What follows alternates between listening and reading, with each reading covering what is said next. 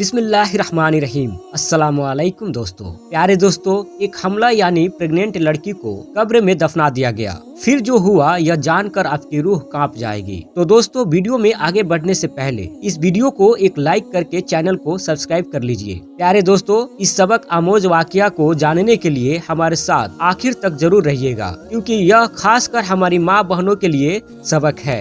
सरफराज नाम का एक शख्स यह बताता है, आज से तकरीबन 5 साल पहले की बात है। मेरा ताल्लुक एक ऐसे गिरोह से था जो चोरी किया करते थे। चोरी करने के बाद हम अलग अलग होकर कहीं छुप जाया करते थे ताकि पुलिस हमें पकड़ ना ले। एक मर्तबा रात में किसी बैंक को लूटने के बाद मैं और मेरे साथी फौरन से फरार हो गए। मेरे साथी तो फरार हो चुके थे, लेकिन मैं पुलिस की नजरों में आ गया और पुलिस मेरे पीछे पड़ गई। मैं तेजी से भागता हुआ अलग अलग रास्ते बदलता रहा और आखिरकार पुलिस की नजरों से छुपने में कामयाब हो गया। फिर मैं एक बस पर बैठ गया और दूर कहीं जाकर उतर गया। जहां मैं उतरा था उस जगह के बारे में मुझे कुछ भी मालूम नहीं था। मुझे बस एक ही फिक्र थी कि कहीं पुलिस मुझे पकड़ ना ले। मैं जिस जगह उतरा था वहाँ बिल्कुल सुनसान इलाका था। दूर दूर तक कोई आबादी नजर नहीं आ रही थी। सामने एक कब्रिस्तान था, तो मैं चलते चलते कब्रिस्तान तक पहुँच गया। 14वीं का चांद चमक रहा था, जिसकी वजह से सब कुछ साफ साफ दिखाई दे रहा था। मैंने सोचा कि आज रात कब्रिस्तान में गुजार लेता हूँ, सुबह होते ही यहाँ से निकल जाऊंगा। मैं बहुत सख्त जान और मजबूत दिल का मालिक था। कभी भी मेरी हालत ऐसी नहीं हुई थी जैसी उस रात हुई थी। उस रात मैंने फैसला कर लिया कि मैं आइंदा से कोई ऐसा काम नहीं करूंगा जहां जान के लाले पड़ जाए। मैं बुरा नहीं था, बस बुरे दोस्तों की सोहबत में पढ़कर मैं बुरा बन गया था। मैं कब्रिस्तान में एक कब्र के करीब जाकर लेट गया। मेरे पास एक शॉल थी जो काफी मोटी थी। शॉल अपने ऊपर तान कर मैं सोने वाला ही था कि मुझे एक आवाज सुनाई दी। यह किसी लड़की की आवाज थी जो कह रही थी, भाई मुझे मत मारो, मैंने कुछ भी नहीं किया, मुझे मत मारो, मैं गुनाहगार नहीं हूँ। यह आवाजें सुनकर जैसे मेरी रूह कांप गई। मैंने चादर अपने सर से हटाया और देखने लगा कि आखिर माजरा क्या है। जब मैंने देखा तो मेरे सामने तकरीबन 4 से 5 लड़के थे जो लड़की को घसीटते हुए कब्रिस्तान की तरफ ले जा रहे थे। उनमें से एक लड़का बोला, तुझे जरा भी शर्म नहीं आई? हम भाइयों की इज्जत तूने खाक में मिला दी। हम तो समझ रहे थे कि तू खला के घर पर है, लेकिन अब पता चला कि तू तो हराम और नाजायज बच्चे को अपने पेट में लिए घूम रही थी। एक लड़के ने उस लड़की को पकड़ा हुआ था और बाकी 4 कब्र खोदने में मशगूल थे। कब्र खोदने के बाद उन्होंने लड़की को जिंदा कब्र में फेंक दिया और मिट्टी डालने लगे। यह मंजर देखकर तो मेरे होश उड़ गए। मैं हैरान रह गया। उनमें से एक लड़का बोला, जल्दी करो, कोई देख लेगा। उन्होंने जल्दी जल्दी लड़की को जिंदा कब्र के अंदर दफन कर दिया और वहाँ से चले गए। लड़की को कब्र में जिंदा दफन करने के बाद वो सब वहाँ से भाग चुके थे। मैं एकदम से अपनी जगह से उठा, उस कब्र के करीब गया और जल्दबाजी में वह लोग कुदाल वहीं पर छोड़कर भाग गए थे। मैंने जल्दी से उस कब्र को दोबारा खोदना शुरू कर दिया, क्योंकि मैंने देखा था कि उसे जिस जमीन में दफन किया गया था, मेरी पूरी कोशिश यही थी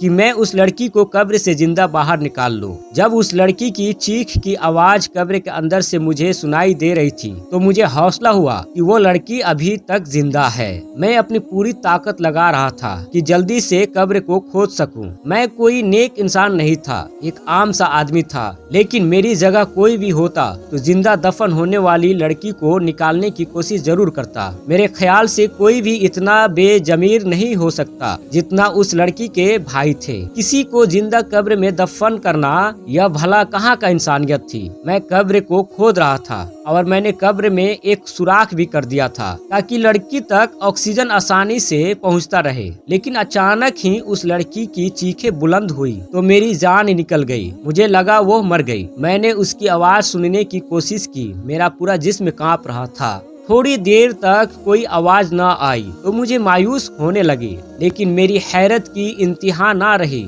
जब अचानक से कब्र के अंदर से एक बच्चे के रोने की आवाज सुनाई देने लगी। मैं परेशान हो गया। बच्चे की आवाज कहाँ से आ रही है और कैसे आ रही है? कब्र के अंदर तो एक लड़की थी, तो फिर यह बच्चा कहाँ से आया? मैं डरने वालों में से नहीं था, लेकिन उस वक्त मैं बहुत ज्यादा डर गया था। अब मुझे लड़की के कोहरने की आवाज भी सुनाई दे रही थी, यानी लड़की अब तक जिंदा थी। मैं खौफजदा तो बहुत था, लेकिन जो भी था मुझे कब्र खोदने थी और लड़की को बाहर निकालना था। मैंने एक बार फिर से अपने अंदर हिम्मत जमा की, लेकिन जैसे ही कब्र मुकम्मल तौर पर खुली तो मुझे ऐसा लगा जैसे मेरे पैरों तले से जमीन सरक गई हो, क्योंकि कब्र में एक पैदा हुआ बच्चा पड़ा था और वो लड़की निढाल सी कब्र में पड़ी हुई थी। मुझे यह समझने में कोई लम्हा भी न लगा कि वह लड़की हमल सी थी और उसने कब्र में बच्चे को जन्म दे दिया। मैंने हिम्मत करके उस लड़की को और उसके बच्चे को कब्र से बाहर निकाला। मेरी जो शॉल थी उसे मैंने उस लड़की के जिस्म पर ढाप दिया। लड़की की हालत गैर थी और वो तकलीफ में थी और वो बच्चा मुसलसल रोए जा रहा था। मुझे कुछ भी समझ में नहीं आ रहा था कि आखिर मैं क्या करूं। अचानक हाईवे पर मुझे एक वैन आती हुई नजर आई। मैं उस बच्चे और माँ को छोड़कर जल्दी से हाईवे की तरफ दौड़ा। मैंने वैन को रोकने का इशारा किया। पता नहीं कैसे, लेकिन इतनी रात में भी वो लोग रुक गए, लेकिन वो खौफजदा थे। मैंने उन्हें कहा मेरी बीवी और मैं कब्रिस्तान से गुजर रहे थे। अचानक कब्रिस्तान में ही मेरी बीवी को दर्द शुरू हो गया और उसकी डिलीवरी हो गई। मैंने उनसे मदद के लिए कहा। तब्दीस्त करने के लिए वो लोग मेरे सामने आए और उस लड़की और बच्चा को देखकर सारा मामला समझ गए और उन्हें मेरी बात पर यकीन हो गया। उनमें से एक औरत ने कहा इन तीनों को मदद की जरूरत है। वाकई यह लोग बहुत मुसीबत में है। कार वालों ने हमारी मदद की और उस लड़की और बच्चे को अस्पताल ले गए। बैंक से जो मैंने चोरी किया था उसका हिस्सा अपने साथियों से मांगा तो उन्होंने मेरा हिस्सा मुझे दे दिया। मैं लड़की को उस जगह ले आया जहां मैं खुफिया तौर पर रहा करता था।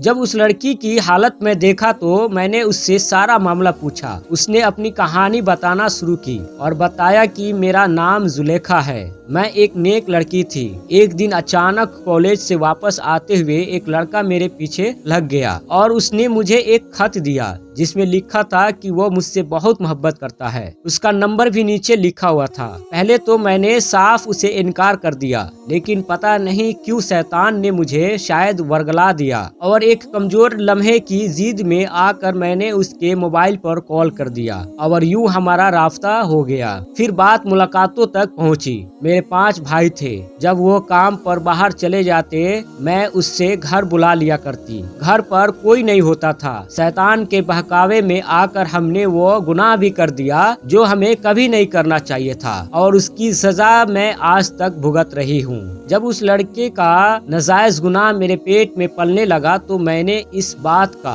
जिक्र अपनी खाला से किया। मेरी खाला ने मुझे बहुत बातें सुनाई, लेकिन उन्हें अपनी इज्जत बचानी थी, इसलिए वह मुझे डॉक्टर के पास ले गई। लेकिन पानी सर से ऊपर गुजर चुका था। डॉक्टर ने कहा अब हमल जाया नहीं हो सकता, वरना लड़की की मौत हो जाएगी। मैंने उस लड़के से राब्ता किया और कहा कि अपना रिश्ता मेरे घर भेज दे। तो आगे से उसने कहा यह बच्चा ना जाने किसका है और मैं उस पर इल्जाम लगा रही हूँ और मुझ जैसी बदकिरदार लड़की से वह शादी नहीं कर सकता। अब मामला संगीन हो चुका था। मेरी खाला ने कहा अगर तुम्हें भाइयों को इस बात के बारे में पता चल गया तुम जान से जाओगी। खाला ने मेरे भाइयों को मेरी बीमारी की झूठी कहानी सुनाई और कहा कि वह मुझे अपने साथ ले जा रही है। मेरे भाइयों ने कहा यह हमारा खाना वगैरह बनाती है, हम कैसे इसके बगैर गुजारा करेंगे। हम दिन को काम पर चले जाते हैं, पीछे से यह घर संभालती है। खाला ने कहा यह बीमार है, तुम लोग शादी कर लो अगर तुम्हें घर में काम करने वाली चाहिए तो। न जाने मेरी खाला ने कैसे मेरे भाइयों को राजी किया और मुझे अपने साथ लेकर अपने घर आ गई। खाला के घर में उनकी बेटी और एक बेटा रहता था। उन्हें सारी कहानी मजबूरन सुनानी पड़ी। मैंने हमल के 9 माह वहाँ गुजारे, लेकिन जब मेरी डिलीवरी का वक्त करीब आया तो उस दिन मेरे भाई मेरे खाला के घर आ पहुँचे। उन्हें न जाने यह बात कैसे मालूम हो गई। वह मुझे घसीटते हुए वापस घर ले आए और फिर वहाँ से रात को कब्रिस्तान ले आए और मुझे जिंदा कब्र के अंदर दफन कर दिया। जब मुझे कब्र के अंदर दफन कर दिया मेरा दम घुटने लगा। मैं चिल्लाने लगी और मैं अल्लाह से मदद मांग रही थी। मैं तकलीफ तकलीफ में रो रही थी। एक तरफ तो मेरा दम घुट रहा था और दूसरी तरफ मुझे हमल का दर्द भी शुरू हो गया था। मैंने सच्चे दिल से अल्लाह की बारगाह में तौबा की कि आइंदा मैं कभी कोई गुनाह ना करूंगी, और मैंने गुनाह ना करने का पक्का इरादा किया और अल्लाह से दुआ मांगती रही। मैंने कहा, मैंने रोजा रखी, नमाज पढ़ी, तहज्जुद अदा की और मैं गुमराह हो गई। ऐ मेरे रब, मुझे आखिरी मौका दे दे, मुझे इस कब्र से निकाल दे। मैं सारी जिंदगी कभी कोई गुनाह ना करूंगी। अगर मेरी कोई नेकी तुझे कभी पसंद आई हो तो उसके बदले मुझे आज यहाँ से निकाल दे।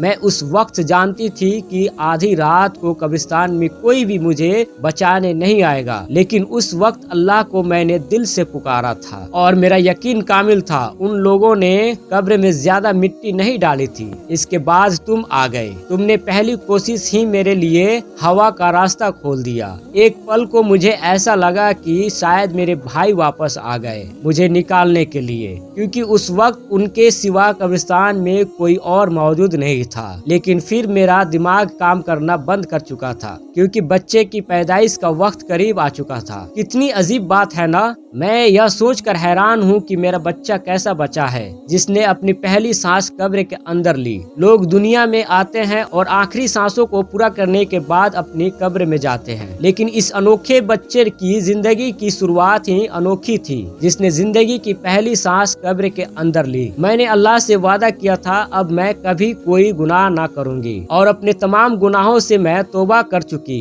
हम अपने रब को भुला देते हैं, गुनाहों में लग जाते हैं, लेकिन वह हमें कभी नहीं भूलता। मैं तहज्जुद गुजार लड़की थी, खूब इबादत करती थी, लेकिन मैं बहक गई, अपने रब को भूल बैठी। लेकिन देखो तो सही अल्लाह ने किस तरीके से मेरी मदद की, और आज मैं यह सोच रही हूँ कि कैसे मैंने अपने इतने मेहरबान रब की नाफरमानी की थी। उस शख्स की खातिर जो बदकिरदार का इल्जाम लगाकर मुझे बीच राह में छोड़कर चला गया। सरफराज कहता है, जुलेखा अपनी कहानी सुनाकर फूट फूट कर रोने लगी तो मैं भी सोच में पड़ गया। यह तमाम वाकया मेरे लिए भी बहुत ही इबरतनाक थी। मैं भी इस वाकया का हिस्सा था। उसी वक्त मैंने भी अल्लाह की बारगाह में अपने तमाम गुनाहों से सच्ची तौबा कर ली और मैंने जुलेखा के साथ निकाह करने का फैसला कर लिया। जुलेखा से शादी का फैसला सिर्फ मैंने अपने अल्लाह की रजा के लिए किया था, ताकि अल्लाह मेरे पिछले तमाम गुनाहों को माफ फरमा दे।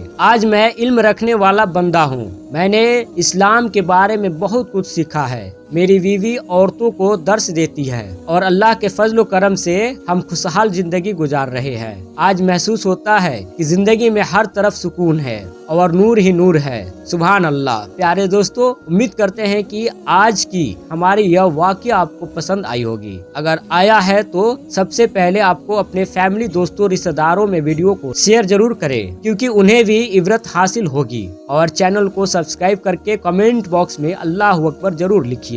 मिलते हैं फिर अगली वीडियो में, तब तक के लिए अल्लाह हाफिज। अल्लाह आप सबको अपने हिफ्ज़-ओ-अमान में रखे।